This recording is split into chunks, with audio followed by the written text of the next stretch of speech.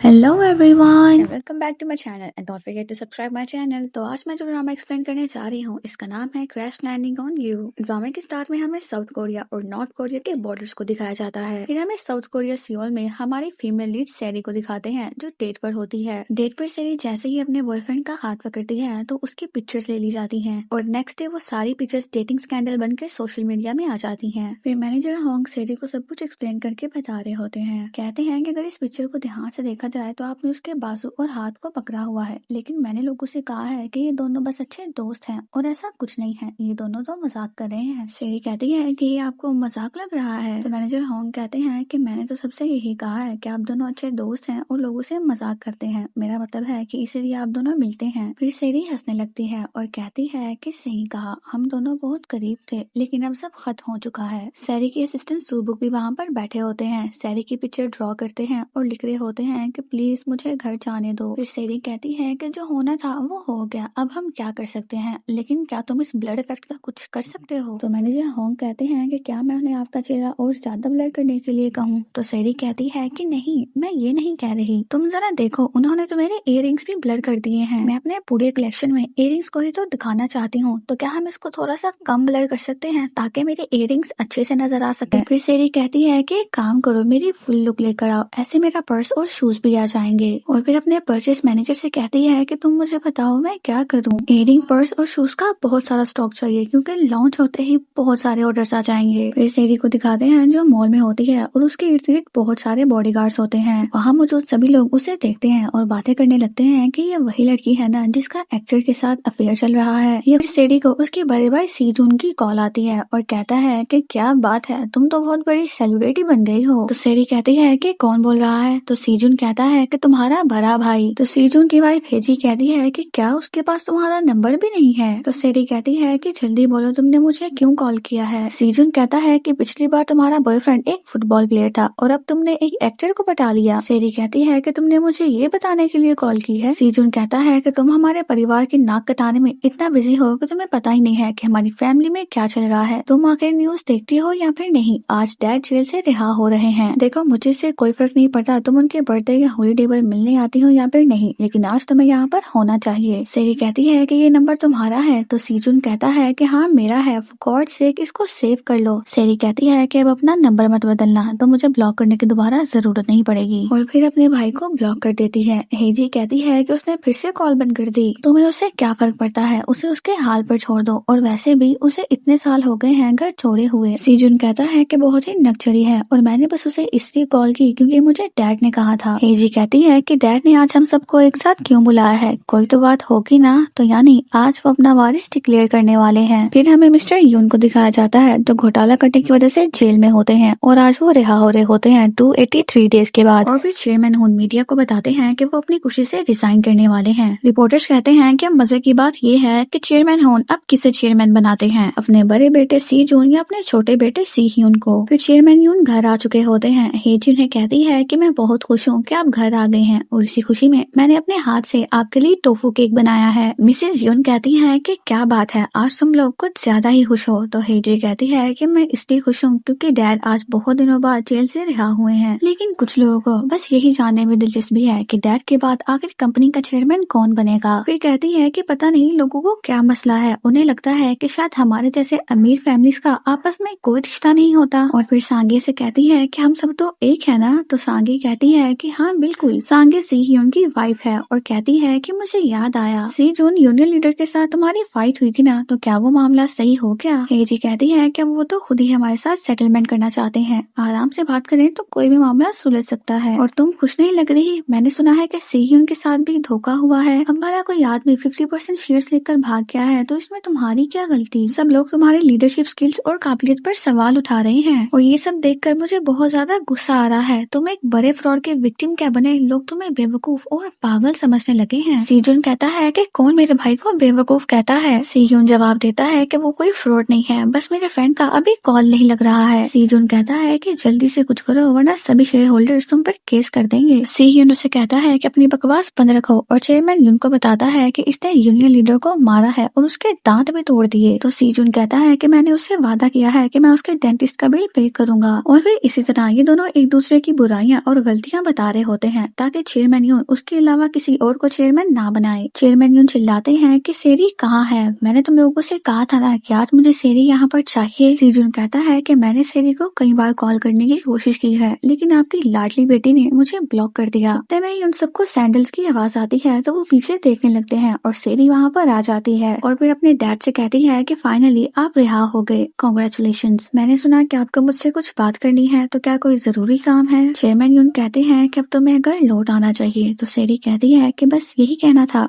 चले कोई बात नहीं, और आप अच्छे लग रहे हैं, अपनी सेहत का ख्याल रखिए और मैं बस आपसे ही मिलने आई थी, अब मैं चलती हूँ। सेरी जाने लगती है तो चेयरमैन यून कहते हैं कि मैं चाहता हूँ कि तुम चेयरमैन बनो सेरी। तो सभी हैरानी से चेयरमैन यून को देखने लगते हैं कि आखिर आप ये क्या कह रहे हैं। सेरी भी रुक जाती है। चेयरमैन यून कहते हैं कि तुमने 10 साल पहले इस घर को छोड़ दिया था और अपनी कंपनी शुरू की थी। मैं तुम्हारी काबिलियत को देख चुका हूँ, तो अब मैं चाहता हूँ कि तुम मेरी जगह मेरी कंपनी को चलाओ। सेरी अपनी भाइयों और अपनी मॉम की तरफ देखती है जो उसे ना करने का ही इशारा करते हैं। तो सेरी कहती है कि मुझे मंजूर है। तो सीजुन कहता है कि क्या मतलब कि तुम्हें मंजूर है, तुम जानती भी हो कि तुम क्या कह रही हो। सेरी कहती है कि अगर मैं चेयरमैन बनती हूँ तो मुझे नई सीईओ चुनने की अथॉरिटी मिलेगी। तो चेयरमैन यून कहते हैं कि हाँ यकीनन तुम्हें मिलेगी। तो सेरी कहती है कि ये तो बहुत ही अच्छा है, क्योंकि मुझे लगता है कि आपकी कंपनी के कुछ सीईओ किसी काम के नहीं हैं, कुछ जो अपने एम्प्लॉय से लड़ पड़ते हैं और फ्रॉड करते हैं, या फिर वो जिनकी लापरवाही से कंपनी का नुकसान होता है। ऐसे सीईओ को तो कंपनी से जल्द ही निकाल देना चाहिए। तो चेयरमैन यून कहते हैं कि अब ये सब फैसला तो तुम्हें लेना है। सेरी कहती है कि थैंक यू डैड, लेकिन अभी मुझे थोड़ा सा वक्त लगेगा। मेरी कंपनी ने अभी अभी स्पोर्ट्स ऐप पे लाइन लॉन्च की है जिसकी वजह से वर्कलोड बहुत ज्यादा हो गया है, तो तब तक मैं मैनेजमेंट स्टाफ चेंज करती हूँ। तो चेयरमैन यून कहते हैं कि ठीक है, फिर हम कल मिलते हैं। सेरी कहती है कि कल तो पॉसिबल नहीं है, कल हमारे न्यू प्रोडक्ट की फाइनल टेस्टिंग है। तो चेयरमैन यून कहते हैं कि फिर मैं अगली शेयर होल्डर मीटिंग में ये बात अनाउंस करने वाला हूँ, तो हम उससे पहले ही मिलते हैं। तो सेरी कहती है कि ठीक है डैड, और आप सब लोग अपना डिनर एंजॉय कीजिए, अगर मैं यहाँ पर रुकी तो खाना हजम नहीं होगा, तो मैं चलती हूँ। फिर सेरी पैराग्लाइडिंग करने के लिए तैयार होती है। मिस्टर होंग उसके पास आते हैं और कहते हैं कि मैडम आपने पैराग्लाइडिंग करना कब सीखी? सेरी कहती है कि मैंने तुम्हें बताया नहीं, जब मैं स्विट्जरलैंड में थी तो मुझे वहाँ पर पैराग्लाइडिंग का सर्टिफिकेट भी मिला था। मिस्टर होंग कहते हैं कि ठीक है, लेकिन हम टेस्ट करवा कर आपको रिपोर्ट भेज देते ना, अपनी जान क्यों मुश्किल में डालनी है आपने? सेरी कहती है कि शायद मुझे आगे जाकर मौका न मिले क्योंकि मैं बहुत ऊंचे आसमान में उड़ने वाली हूँ। मिस्टर होंग कहते हैं कि उड़ने वाली हैं, लेकिन कहाँ? तो सीरी कहती है कि बस थोड़ा सा सब्र रखो। मिस्टर होंग कहते हैं कि आप पहले ही तो इतना ऊंचा उड़ रही हैं और कितना ऊंचा उड़ेंगी। सेरी कहती है कि कल सुबह होते ही तुम मेरा नाम हर न्यूज चैनल पर देखोगे, तो तब बस शॉक मत होना। मिस्टर होंग कहते हैं क्या फिर से कोई डेटिंग स्कैंडल होने वाला है? तो सेरी कहती है कि नहीं तो, और फिर पैराग्लाइडिंग के लिए तैयार होने लगती है। मिस्टर होंग कहते हैं कि आज हवा बहुत तेज चल रही है, हमने वेदर फोरकास्ट भी चेक किया है, लेकिन फिर भी क्या आप सच में ये करना चाहती हैं? सेरी कहती है कि मिस्टर होंग आप मुझे बताइए कि हवा क्यों बहती है? मिस्टर होंग कहते हैं कि मुझे नहीं पता मैम। सेरी कहती है कि हवा इसलिए बहती है ताकि हम चलते जाएं, ना कि एक जगह रुके रहें, और अगर मुझे मंजिल पानी है तो हवा कभी नहीं रुकनी चाहिए। और फिर पैराग्लाइडिंग करती है। सेरी बहुत अच्छे से पैराग्लाइडिंग करती है और उसकी टीम उसकी वीडियो भी बनाती है। सेरी यूं ही हवा में उड़ रही होती है और हवा बहुत तेज हो जाती है। सेरी खुद से कह रही होती है कि तुम्हारे सपने सच होने वाले हैं, तुम्हारी मेहनत रंग लाने वाली है सेरी, और मैं यूं ही आसमान की ऊंचाइयों को छूना चाहती हूँ। मुझे बहुत मजा आ रहा है और ये जंगल कितना प्यारा लग रहा है और सब कुछ कितना छोटा नजर आ रहा है, कितनी देर बाद ऐसे नजारे देखने को मिल रहे हैं। फिर सेरी ट्रैक्टर को उड़ता हुआ देखती है तो कहती है कि ओ वाह, ट्रैक्टर भी उड़ रहे हैं, और फिर सोचती है कि क्या आखिर ये ट्रैक्टर क्यों उड़ रहा है। और फिर देखते ही देखते मौसम पूरा काला हो जाता है और वहाँ पर एयर स्टॉर्म आ जाता है। सेरी भी एयर स्टॉर्म की तरफ खींची जाती है और उसके अंदर चली जाती है। फिर हमें नॉर्थ कोरिया के डीमिलिटराइज्ड जोन को दिखाते हैं जहाँ पर हमारे ड्रामे के मेल लीड कैप्टन री जॉन ह्यूक होते हैं और वो अपनी टीम के साथ बॉर्डर की तरफ आगे बढ़ रहे होते हैं। फिर उन्हें बॉर्डर पर साउथ कोरिया की आर्मी मिलती है जिन्होंने 3 लोगों को बंदी बनाया होता है। री जॉन ह्यूक साउथ कोरिया की आर्मी से कहता है कि पीछे हट जाओ, अगर तुम लोगों ने एक कदम भी आगे बढ़ाया तो बंदी बना लिए जाओगे। साउथ कोरियन आर्मी कहती है कि इन लोगों को हमारे हवाले कर दो तो हम आराम से चले जाएंगे। कैप्टन री जोंग क्यूक कहते हैं कि ये हमारे कॉमरेड्स हैं। तो बंदी बनाया हुआ आदमी कहता है कि हमारे पास स्टेट सिक्योरिटी डिपार्टमेंट का अप्रूवल है, हम यहाँ पर शिकार करने के लिए आए थे, लेकिन तूफान की वजह से हम लोग रास्ता भटक चुके हैं। तो साउथ कोरियन आर्मी उसे कहती है कि चुप करो, और ये लोग हमारे इलाके में घुसे थे और ये चोरी करते हुए पकड़े गए हैं। री जोंग क्यूक कहते हैं तुम्हारे पास कोई सबूत है? तो वो उन्हें पिक्चर दिखाते हैं और कहते हैं कि ये हमारे थर्मल ड्रोन कैमरा से लिए गए हैं, जहाँ पर वो लोग चोरी कर रहे होते हैं। कैप्टन कहते हैं क्या कोई जख्मी हुआ है, तो वो कहते हैं कि नहीं। जॉन हुक कहते हैं कि मैं आपकी सारी बातों को समझ गया हूँ और मैं आपको इस बात का यकीन दिलाता हूँ कि इन लोगों को कड़ी से कड़ी सजा मिलेगी, और सजा देने के मामले में तो हम नॉर्थ वाले तुम साउथ से काफी आगे हैं। 3 गिनने तक हम सब अपने हथियार नीचे रख देंगे। कैप्टन री जॉन्ग हुक 3 तक गिनते हैं और अपना हथियार नीचे करते हैं और अपने कॉमरेड से भी हथियार नीचे करने को कहते हैं। सभी अपने हथियार नीचे कर देते हैं, लेकिन बंदी बनाए हुए लोग गन्स को पकड़ने लगते हैं, जहाँ पर एक आदमी को कैप्टन री जॉन्ग हुक मारते हैं और दूसरे को साउथ कोरियन आर्मी, और फिर वो सभी दोबारा से एक दूसरे की तरफ अपनी गन तान लेते हैं। और फिर नॉर्थ और साउथ दोनों आर्मीज को उनके हायर ऑफिसर से मैसेज आता है कि हमें कोई भी लड़ाई नहीं चाहिए और वापस आ जाओ। और फिर री जॉन्ग हुक बंदी बनाए हुए लोगों को वहाँ से लेकर वापस आ जाते हैं। फिर वहाँ पर मेजर जनरल मिलिट्री ऑफिसर चोचुल गैंग आता है। री जॉन्ग हुक उनको बताता है कि हम इनको ट्रांसफर करने के लिए तैयार हैं, हमने इन्हें डीमिलिटराइज जोन से पकड़ा है। चोचुल गैंग कहता है कि बहुत खूब, क्या और कुछ कहना है तुम्हें? तो री जॉन्ग हुक उन्हें सिक्योरिटी के बारे में बताता है कि तूफान की वजह से बहुत सारी तारें टूट चुकी हैं, तो हमें सिक्योरिटी यहाँ पर टाइट करनी चाहिए। चोचुल कहता है कि तुमने ठीक कहा और तुम्हारी यूनिट कल शिफ्ट होने वाली है ना। कैप्टन री की टीम कंपनी 5 होती है और कल इनकी बॉर्डर से शिफ्ट हट जानी होती है। तो री जॉन्ग हुक हाँ में जवाब देता है। तो चोचुल गैंग कहता है कि मुझे अफसोस है कि सब कुछ तुम्हारी शिफ्टिंग के आखिरी दिन में हुआ है, तूफानी हवा से लेकर इन लुटेरों तक, और ये लोग शायद रास्ता भटक गए होंगे और इसीलिए उस तरफ चले गए होंगे, तो तुम जरा इसको हल्के में लो।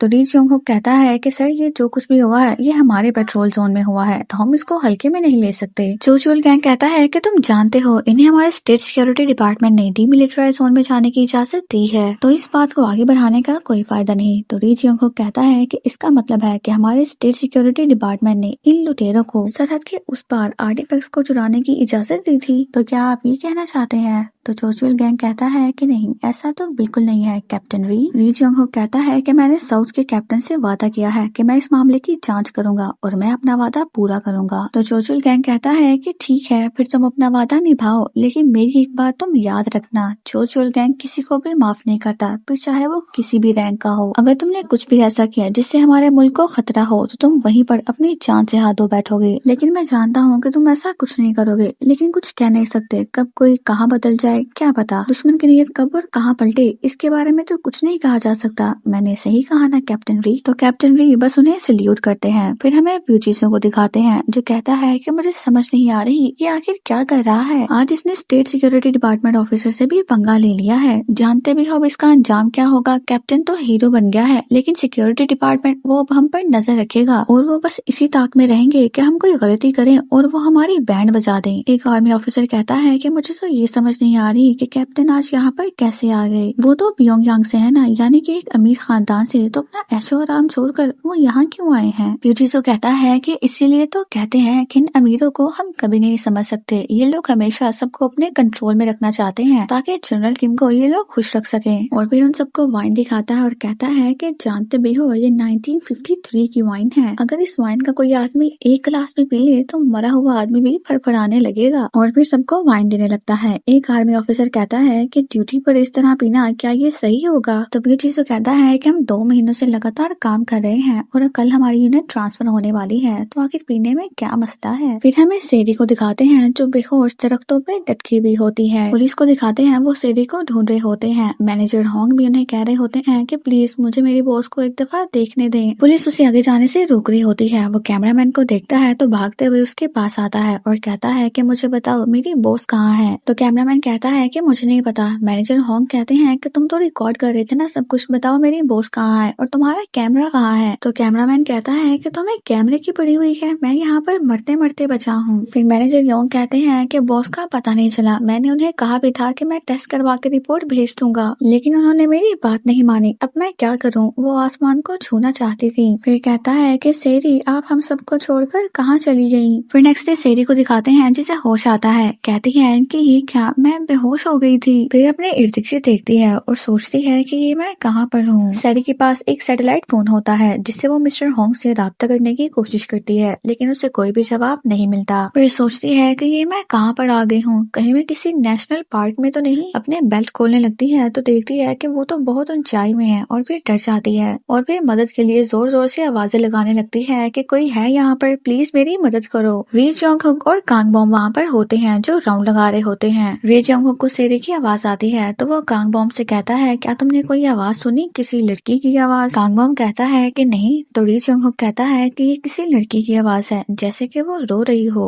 कांग बॉम कहता है कि कैप्टन बस करें, अब मुझे डर लग रहा है। फिर कांग बॉम को दूसरी जगह हेल्प के लिए बुलाया जाता है कि बैरिकेड्स और सैंड प्लेट्स टूट चुकी हैं तूफान की वजह से, और वो वहाँ पर आकर हेल्प करे। तो री जंग हुक उसे कहता है कि तुम आगे बढ़ो, मुझे अभी राउंड पूरा करना है और इस एरिया को देखना है। कांग बॉम वहाँ से चला जाता है। फिर जब कैप्टन री उस एरिया को देख रहे होते हैं तो उसे सैरी भी मिल जाती है। सैरी भी आवाजें देकर कैप्टन को अपनी तरफ बुला रही होती है कि मैं यहाँ पर हूँ। फिर जब कैप्टन री को पास से देखती है तो कहती है कि तुम एक सोल्जर हो, तुम्हें मुझे ढूंढने के लिए भेजा गया है ना। कैप्टन री कोई भी जवाब नहीं देते तो सैरी उनका यूनिफॉर्म देखती है जो नॉर्थ कोरिया आर्मी का होता है। कैप्टन री कहते हैं कि पासवर्ड। तो सैरी कहती है कि क्या वो क्या होता है। तो कैप्टन री उसके पास आने लगते हैं। सैरी कहती है कि ये तुम क्या कर रहे हो, तुम दूर रहकर ही बात करो, तुम पास क्यों आ रहे हो। कैप्टन री कहते हैं कि नीचे उतरो। सैरी कहती है कि काश कि मैं उतर सकती, क्या तुम्हें दिख नहीं रहा मैं जमीन से कितना ऊपर लटकी हुई हूँ और अब तो मुझ में हिम्मत भी नहीं रही। तो कैप्टन री अपने गन लोड करते हैं। तो सैरी डर जाती है और कहती है कि ठीक है मैं नीचे आ रही हूँ, ये देखो मैं इसे खोल रही हूँ। फिर सैरी नीचे आती है तो सीधा ही कैप्टन री के ऊपर गिर जाती है। कैप्टन री सैरी को अपने ऊपर से उतारते हैं और फिर कहते हैं कि अपना नाम और अपना पेशा बताओ। सैरी कहती है कि मैं एक फैशन कंपनी के लिए काम करती हूँ और मुझे नहीं लगता कि तुमने कभी उसका नाम सुना होगा, और फिर मैं तुम्हें अपना नाम कैसे बताऊं, अभी तो मैं तुमसे मिली हूँ और तुमने वाकई में बहुत ही मुश्किल फैसला किया है, so welcome to Republic of Korea. तो कैप्टन री सवालिया अंदाज से पूछते हैं कि रिपब्लिक ऑफ कोरिया। तो सैरी कहती है कि अरे वो क्या कहते हैं उसे, भगोरा, तुम नॉर्थ कोरिया से भाग कर आए हो ना। कैप्टन री बस उसे घूरते हैं। तो सैरी कहती है कि शायद तुम वो नहीं होगे, तुम कम्युनिस्ट हो गए या फिर जासूस या फिर तुम कोई नॉर्थ कोरियन कमांडो हो जिसे कोई सीक्रेट मिशन पूरा करने के लिए यहाँ पर भेजा गया है। क्यों मैंने सही कहा ना, तुम जो भी हो तुम फिक्र मत करो, मैं तुम्हारे बारे में किसी को भी नहीं बताऊंगी, मैं दूसरों के काम में बिल्कुल भी टांग नहीं हिलाती, मैं अपने काम से काम करती हूँ, तो मैं चलती हूँ। सैरी जाने लगती है तो कैप्टन री उसे कहते हैं कि रुक जाओ। सैरी बहुत ज्यादा डरी हुई होती है तो अपने हाथ ऊपर करती है और कहती है कि मैं रुक गई हूँ, तुम देख लो मैं यही खड़ी हूँ। फिर दोबारा से टर्न होती है और कहती है क्या तुम मुझे प्लीज मेरे घर जाने दोगे।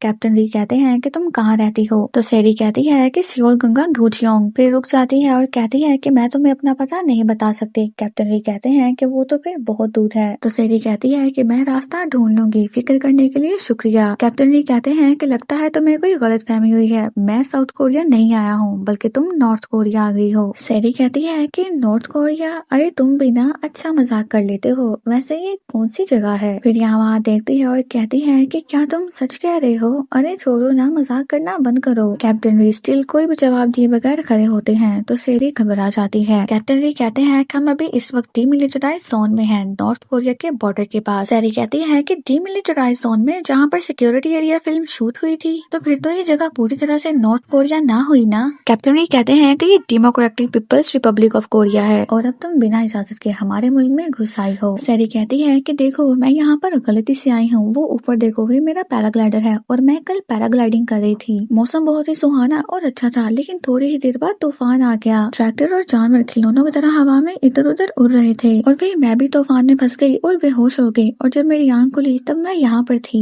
तो मैं बस यही कहना चाह रही हूँ कि वो एक एक्सीडेंट था और कुछ भी नहीं। तो कैप्टन री कहते हैं कि ठीक है। सैरी कहती है कि तुम काफी समझदार हो। कैप्टन री कहते हैं कि जब तुमसे इन्वेस्टिगेशन हो तब भी उन्हें यही सब बताना। तो सैरी कहती है कि लेकिन मेरी जांच पड़ताल क्यों होगी। कैप्टन री कहते हैं कि हमारे लॉ के मुताबिक जो बिना इजाजत के आपकी कंट्री में घुसते हैं उन्हें गिरफ्तार किया जाता है और उनसे इन्वेस्टिगेशन की जाती है। तो सैरी कहती है कि गिरफ्तार, क्या तुम मुझे हथकड़ी पहनाओगे। कैप्टन री कहते हैं कि तुम हमारे एरिया में पैराग्लाइडर से आई हो तो तुम्हारी इन्वेस्टिगेशन किए बगैर हम तुम्हें वापस नहीं भेज सकते। तो सैरी कहती है कि फिर क्या होगा अगर उन लोगों ने मुझे कोई सीक्रेट एजेंट बना दिया, एक खूबसूरत लेडी जासूस, और फिर मैं क्या करूंगी, वो लोग मुझे टॉर्चर करेंगे और मुझे कोल माइन में हमेशा के लिए भेज देंगे। कैप्टन री कहते हैं कि देखो ऐसा कुछ नहीं होगा। सैरी कहती है कि वादा करते हो। तो कैप्टन री कहते हैं कि नहीं, मैं ऐसा कोई भी वादा नहीं करता। सैरी कहती है कि फिर मैं तुम्हारा यकीन कैसे करूं, अगर तुम मेरी जगह पर होते तो क्या तुम मेरा यकीन करते। कैप्टन री कहते हैं कि तुम यकीन करो या ना करो इससे कोई फर्क नहीं पड़ता। फिर सैरी आराम से कहती है कि देखो तुम इतने खरूस तो नहीं दिखते हो, अगर मैं भाग कर जाऊंगी तो जल्दी पहुंच जाऊंगी, तो प्लीज तुम मुझे जाने दो, देखो मैं बहुत तेजी से दौड़ती हूँ, पलक झपकते ही मैं वहाँ पहुंच जाऊंगी। आहिस्ता आहिस्ता पीछे होते हुए भागने लगती है और कहती है कि देखो तुम मुझे जाने दो, अगर तुमने मुझे जाने दिया तो मैं तुम्हारी लंबी उम्र की दुआ करूंगी। सैरी भाग रही होती है तो कैप्टन री उससे कहते हैं कि रुक जाओ, वहाँ पर माइंस बिछे हुए हैं। सैरी रुक जाती है। कैप्टन री कहते हैं कि यहाँ पर हर तरफ माइंस बिछे हुए हैं और कल के तूफान की वजह से कई माइंस अपनी जगह से निकलकर कहीं और दब चुके हैं। मैं इस इलाके को अच्छे से जानता हूँ, तो तुम्हें क्या लगता है कि तुम मेरी मदद के बिना यहाँ से निकल पाओगी? ये कहते हुए कैप्टन सैरी की तरफ आ रहे होते हैं तो वो कहती है कि मैं समझ गई, तुम थोड़ा दूर रहकर बात करो, और खुद से कहती है कि पता नहीं क्यों बार बार पास आने लगता है। कैप्टन कहते हैं कि अगर तुमने मेरी बात न मानी और तुम जरा सा भी हिली तो तुम अपना पाँव गवा बैठोगे। अभी कैप्टन री यही कहते हैं कि वो अपना पाँव माइंस पर रख देते हैं। सैरी कहती है कि तुम ठीक हो ना? तो कैप्टन री कहते हैं कि मैं ठीक हूँ। सैरी कहती है कि तुम ठीक तो लग नहीं रहे। कैप्टन री कहते हैं कि मैंने तुमसे कहा ना कि मैं ठीक हूँ। तो सैरी कहती है कि इसका मतलब है कि तुमने माइंड पर पैर रख दिया। तो कैप्टन री कहते हैं कि नहीं।